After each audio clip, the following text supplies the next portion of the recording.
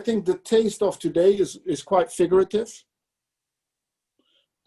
Obviously, African American artists are very en vogue at the moment. I think that we saw, as I said, we saw strong prices for Magritte, for Liechtenstein on paper.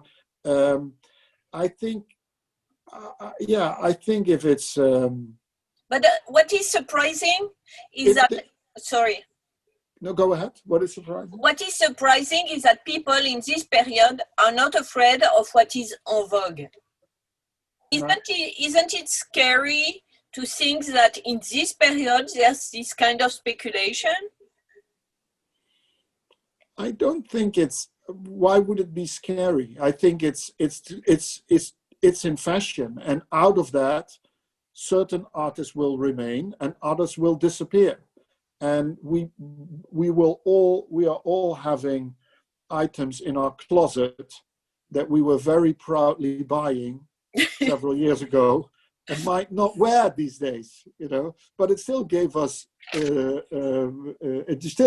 joy when we bought them. Okay, so how do you imagine next year? What is your pronostic?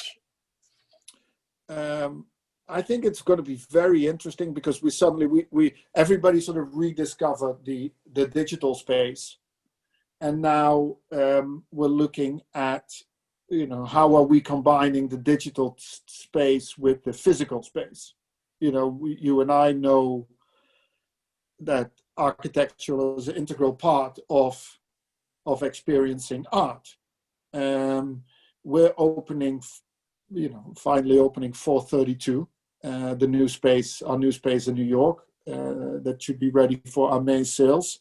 We have the space in Southampton that we've been using.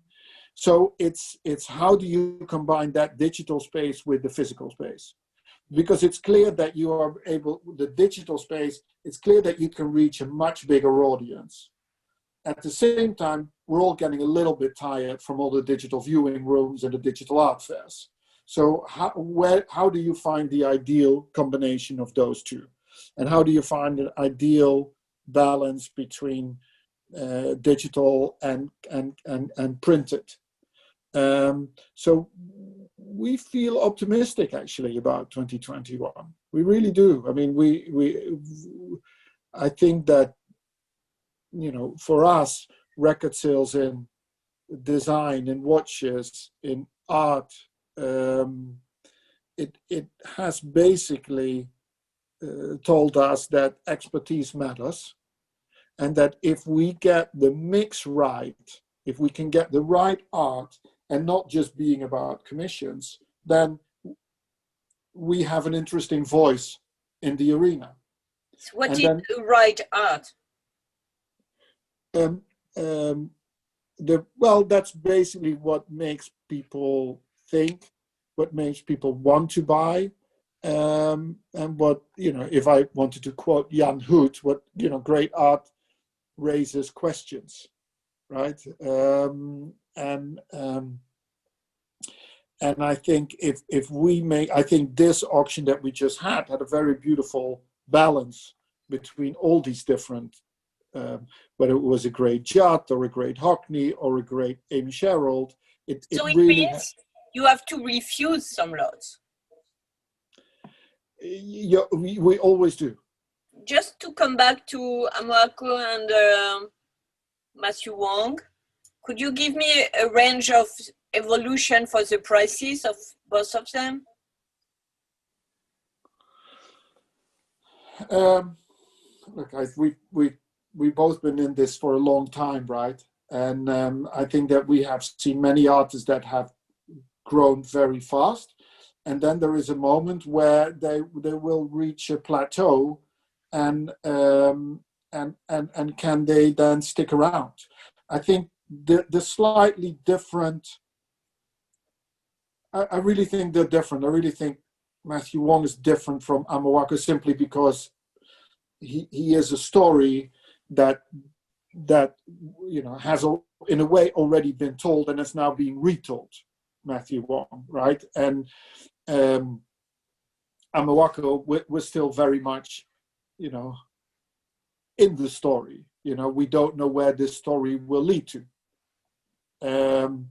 Is he going to be Peter Doig, or is he going to be something different?